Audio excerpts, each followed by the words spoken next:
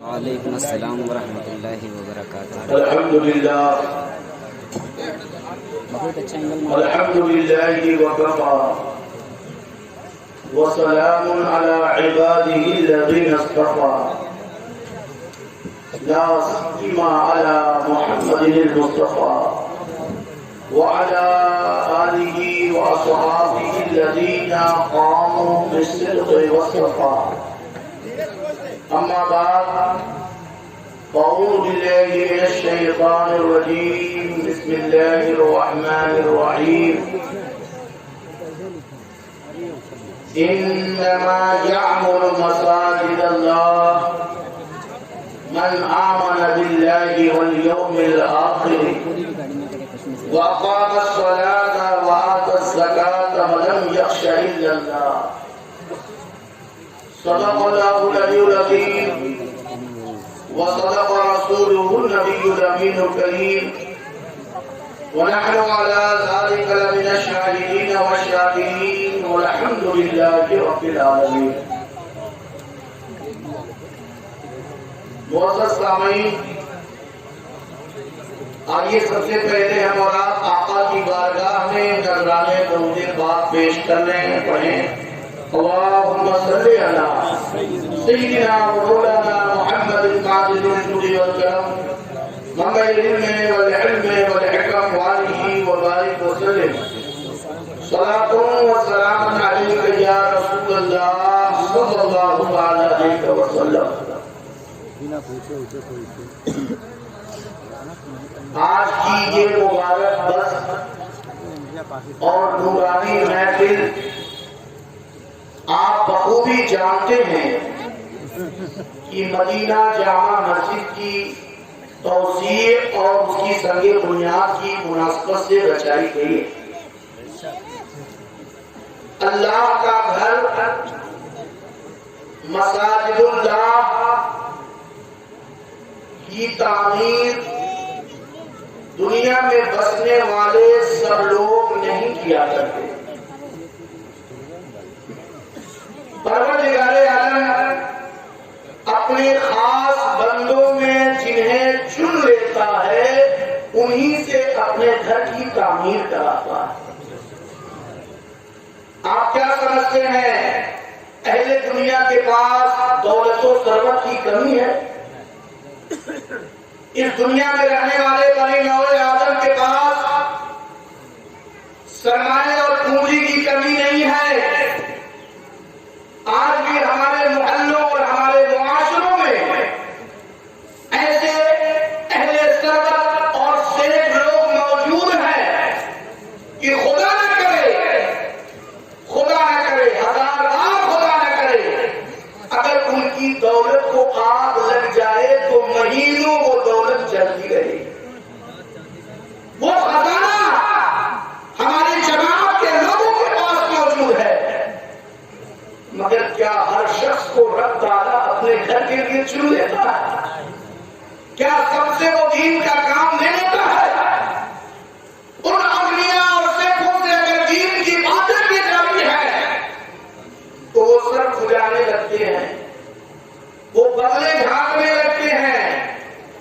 اللہ تعالیٰ جس کی دولت اور جس کی شخصیت کو منتخب فرماتا ہے انہی سے اپنے گھر کی تعمیر کا کام لیتا ہے۔ آج ہمارے گھروں میں، ہماری تجوریوں میں، ہمارے بینکوں میں خزانوں کی کمیاں نہیں ہیں۔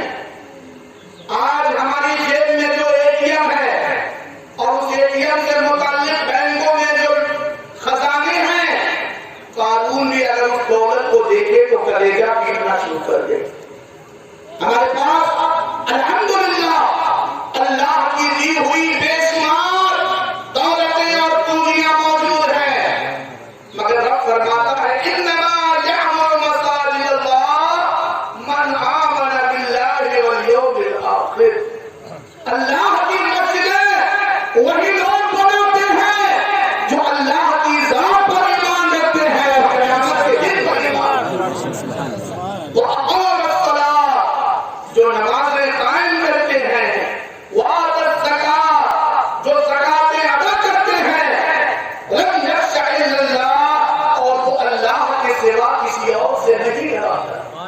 ان کے دلوں میں صرف خدا ہوتا ہے، ان کے قلوب و اذہان میں صرف اللہ کی رضا ہوتی ہے۔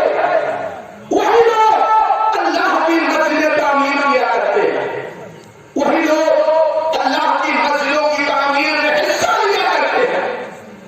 آپ ذرا اندازہ لگائیں، میرے آقا سرور عالم صلی اللہ علیہ وسلم نے جب مکہ معظمہ کو چھوڑا ہے، مدینے منورہ کی طرف تشریف لے گئے، آپ نے اپنا گھر نہیں بنایا، سب سے پہلے مصطفیٰ نے رب کا مسجد قبا کی تعمیر فرمائی ہے، مسجد نبوی کی تعمیر فرمائی ہے، اور رسول نے یہ بتا دیا کہ اللہ کا گھر بنانے میں اپنی جان کو جہاز کر دو۔ جب اللہ کا گھر آباد کرو گے تو اللہ تمہارے گھروں کو بھی آباد کرے گا۔ بے شک سبحان اللہ۔ یہ اللہ کا گھر، مساجد اللہ کی تعمیر کا اعلیٰ منصب یہ اللہ تعالیٰ کسے عطا فرماتا ہے؟ یہ اللہ تبارک و تعالیٰ ان لوگوں کو عطا فرماتا ہے جنہیں اللہ نے نبوت کا منصب عطا فرمایا، اور جو لوگ ان کے بعد مسجدیں تعمیر کرتے ہیں وہ سنت انبیاء ادا کرتے ہیں۔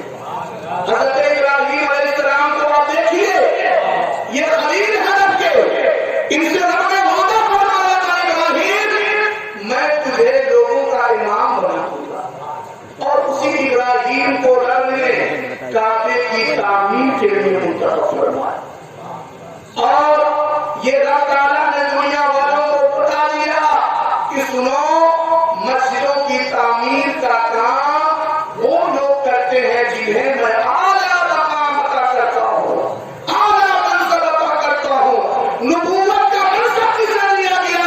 اسے مسجدوں کی تعمیر کا منصب عطا دیا۔ اور پھر رب نے فرمایا وَأَعِدْنَا إِلَىٰ إِبْرَاهِيمَ وَإِسْمَاعِيلَ أَن طَهِّرَ بَيْتِيَ لِلطَّائِفِينَ وَالْعَاكِفِينَ وَالرُّكَّعِ السُّجُودِ۔ رب فرماتا ہے کہ میں نے ابراہیم اور اسماعیل سے یہ وعدہ لیا کہ تم ہمارے گھر کو صاف ستھرا کرو، رکوع کرنے والوں کے لیے، سجدہ کرنے والوں کے لیے، طواف کرنے والوں کے لیے، اعتکاف کرنے والوں۔ یہ مسجدوں کی صفائی ستھرائی کا کام رب نے کس سے لیا؟ مسجدوں کی صفائی ستھرائی کا منصب رب نے کس کو عطا فرمایا؟ ایک نبی کو عطا فرمایا۔ ایک نبی کے لیے عہدہ اور اس کی یہ ذمہ داری رب نے رکھی کہ تم میرے گھر کو صاف ستھرا کیا کرو۔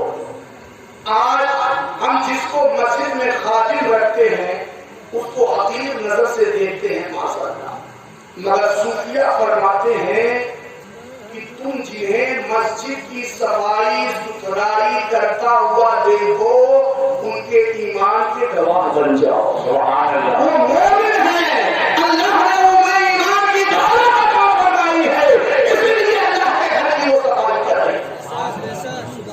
علماء فرماتے ہیں کہ اگر کوئی شخص خالص اللہ کی رضا اور خوشنودی کے لیے مسجد میں جائے اور مسجد میں پڑا ہوا ایک تنکا بھی اٹھا کر باہر پھینک دے تو اللہ تعالیٰ اس کے لیے جنت کو واجب فرما دے۔ سبحان اللہ۔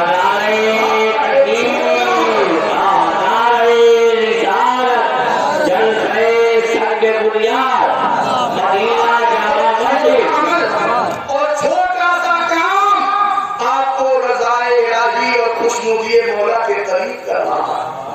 رسول پاک سرور عالم صلی اللہ علیہ وسلم کے زمانے میں ایک کالی کلوٹی حبشیہ بوڑھی عورت مسجد نبوی شریف میں روزانہ آتی، آ کر مسجد کی صفائی کرتی۔ اس زمانے میں مسجد میں عورتوں کو آنے کی اجازت تھی کیونکہ وہ فتنوں کا دور نہیں تھا۔ حضرت عائشہ صدیقہ رضی اللہ تعالیٰ عنہا سے جب پوچھا گیا کہ حضرت فاروق اعظم نے مسجدوں میں عورت کے داخلے پر پابندی لگا دی تو حضرت عائشہ ام المومنین ہم مومنوں کی ماں نے فرمایا کہ آج کے دور میں اگر رسول پاک بھی ظاہری حیات میں ہوتے تو وہ عورتوں کے داخلے پر پابندی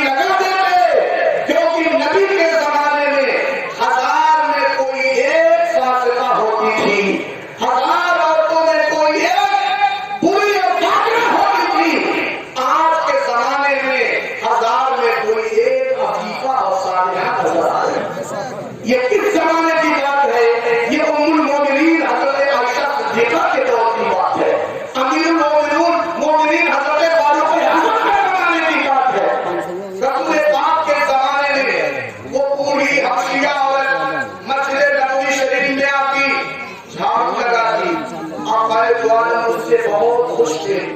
آپ اسے دیکھتے, دعائیں دیتے. ایک روز وہ بڑھیا مسجد میں نہیں آئی. رسول پاک صلی اللہ علیہ وسلم نے صحابہ سے پوچھا کیا بات ہے؟ وہ بوڑھی خاتون آج نظر نہیں آئی. صحابہ نے عرض کیا اللہ کے نبی اس بڑھیا کا انتقال ہو گیا, وہ فوت ہو گئی. کل شام میں اس کی نماز جنازہ بھی ادا کر دی گئی. آقا نے فرمایا تم نے ہمیں بتایا کیوں نہیں, تم نے ہمیں خبر کیوں نہیں کی, میں اس کے جنازے میں شریک ہوتا. صحابہ نے کہا اللہ کے نبی آپ مصروف ہیں, آپ مشغول ہیں, وہ عام عورت تھی, ہم نے اس کی موت کی خبر دینا ضروری نہ سمجھا.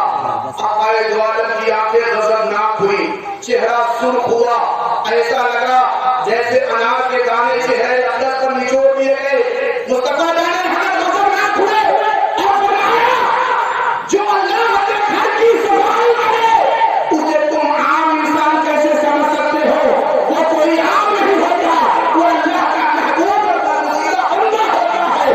صفائی ہوتی ہے تو اللہ کے گھر کی صفائی کرتا. بے شک. اللہ کے نبی اس کی قبر پر تشریف لے گئے. آپ نے اس کے لیے دعائیں مغفرت فرمائی. یہ مقام ہے مسجدوں کی صفائی ستھرائی کرنے والوں کا. آپ اندازہ لگائیں پھر مسجدوں کی تعمیر کرنے والوں کا مقام کتنا اعلیٰ ہوگا. مسجدوں کی تعمیر میں حصہ لینے والے کتنے عظیم ہوں گے, کتنے محبوب ہوں گے. رسول پاک کی بارگاہ میں ایک صحابی رہا کرتے تھے جن کا نام حضرت تمیم داری تھا. وہ ملک شام کے رہنے والے تھے. ملک شام کو انہوں نے ترک کیا, مدینہ طیبہ میں آ کے آباد ہو گئے. رسول پاک کی خدمت میں رہنے لگے. وہ دور بھی آیا جب ملک شام فتح ہوا. آقا نے ان کے لیے ملک شام میں ایک جگہ خاص کر دی اور اس جگہ کا مالک بھی بنا دیا. مگر پھر بھی حضرت تمیم داری دامن مصطفیٰ سے جدا نہیں ہونا چاہتے. مدینے میں ہی زندگی گزاری. حضرت ابو بکر صدیق کے زمانے میں بھی مدینہ شریف میں رہے. حضرت فاروق اعظم کے دور میں بھی مدینے میں رہے. حضرت عثمان غنی کی جب شہادت ہو گئی, غلط تاری ہوا, تفرقہ بازی زیادہ ہوئی, تب وہ مدینہ چھوڑ کر ملک شام کو واپس گئے. یہ حضرت تمیم داری وہ ہیں جنہوں نے ایک بار بازار مدینہ سے مٹی کا چراغ خریدا, اس میں تیل ڈالا, اپنی رقم خرچ کر کے اس چراغ کو تیار کیا اور لا کر مسجد نبوی کے صحن میں اسے روشن فرما دی. رسول پاک سرور دو عالم صلی اللہ علیہ وسلم مسجد نبوی میں تشریف لائے. آپ کا چہرہ حشاش بشاش ہو گیا, آپ خوش ہو گئے. فرمایا یہ کون بندہ ہوتا ہے جس نے اللہ کے گھر کو خوبصورت بنا دیا, روشن کر دیا. صحابہ نے کہا وہ حضرت تمیم داری شامی ہیں. آقا نے فرمایا انہیں بلاؤ. حضرت تمیم داری بلائے گئے. مصطفیٰ جان رحمت نے ان کی پیشانی پر بوسہ دیا اور فرمایا تمیم اگر میرے پاس کوئی بیٹی ہوتی تو میں تجھے تمہارے نکاح میں اسے عطا کرتا. اگر کوئی بیٹی ہوتی تو میں اس بیٹی کو تمہارے حق میں دے دیتا, کیونکہ تم اللہ کے وہ بندے ہو جو اللہ کے گھر کی صفائی کرتے ہو, اللہ کے گھر کی صفائی ستھرائی میں لگے. میرے بھائی ذرا اندازہ لگائیے مسجد نبوی کی صفائی ستھرائی کا ہی عادت. رسول پاک سفر معراج میں جب تشریف لے گئے, آپ نے دیکھا کہ ایک شخص ہے جو جنت کی بہاروں میں بڑی گہری نیند سو رہا ہے. آقا نے فرمایا جبریل یہ کون شخص ہے جو بڑی آرام کی نیند لے رہا ہے؟ جبریل امین عرض کرتے ہیں میرے مصطفیٰ آپ کی امت کا وہ شخص ہے جو مسجد کے وضو خانے کو صاف کرتا تھا, مسجد کی گندگیاں صاف کرتا تھا. اللہ نے اسے یہ عزت عطا فرمائی ہے کہ وہ جنت میں گہری نیند سو رہا ہے. میرے بھائی ذرا اندازہ لگائیں کیا ہم اپنی مسجدوں میں, اپنے عبادت خانوں میں, اپنے گھر کے محلے کی مسجدوں میں کیا اللہ کے گھر کی صفائی کی کبھی فکر کرتے ہیں؟ بڑے بڑے علماء, بڑے بڑے فقہاء دنیا سے گزر گئے, ان کو اللہ نے اتنی عزت عطا فرمائی کہ جہاں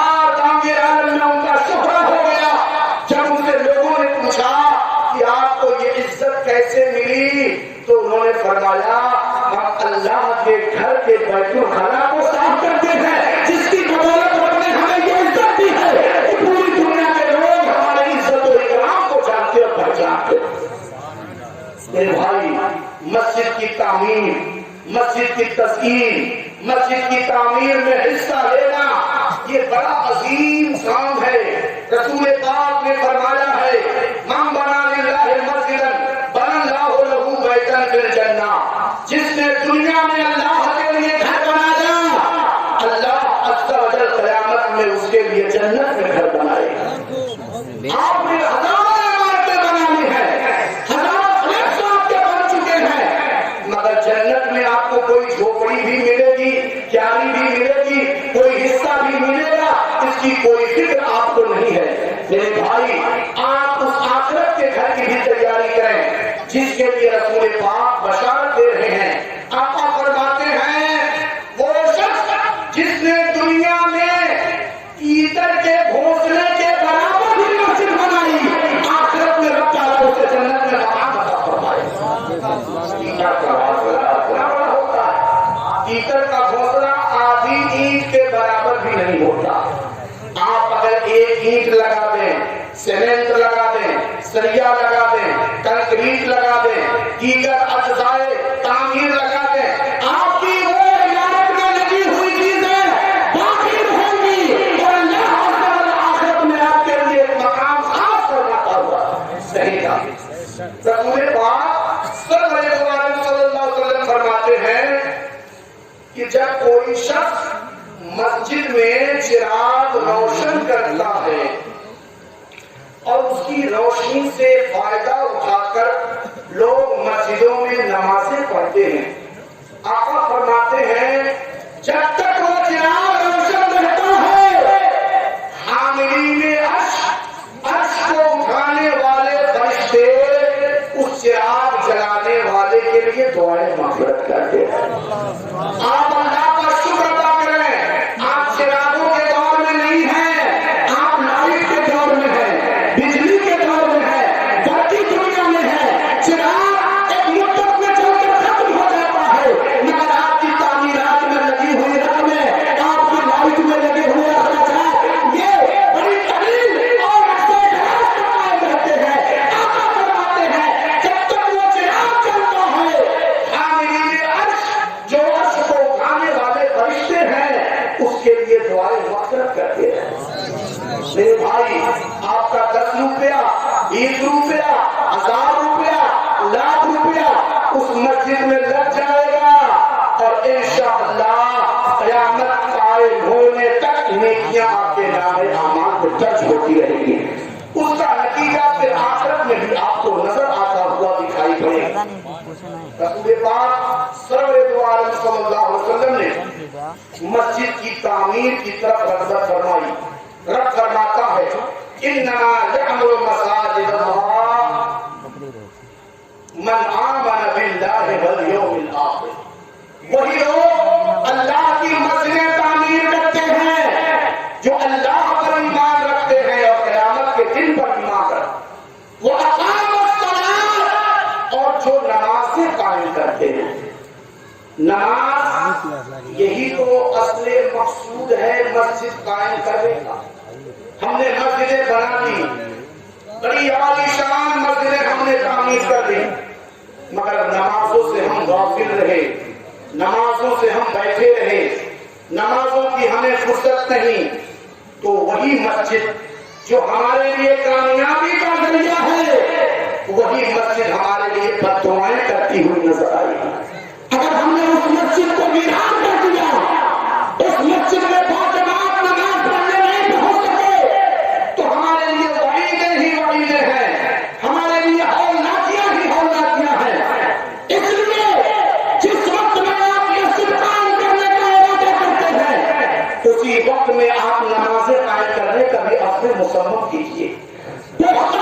کیجیے کہ جس مسجد کو ہم بنانے جا رہے ہیں مدینہ جامع مسجد کے میناروں سے جب آذان کی آوازیں گونجیں گی تو ہم دکانوں پر نہ بیٹھے رہیں گے، ہم ہوٹلوں پر بیٹھ کر وقت پاس نہیں کریں گے، ہمارا نافوں میں نہیں رہیں گے، بلکہ مسجد مدینہ مسجد کی صفوں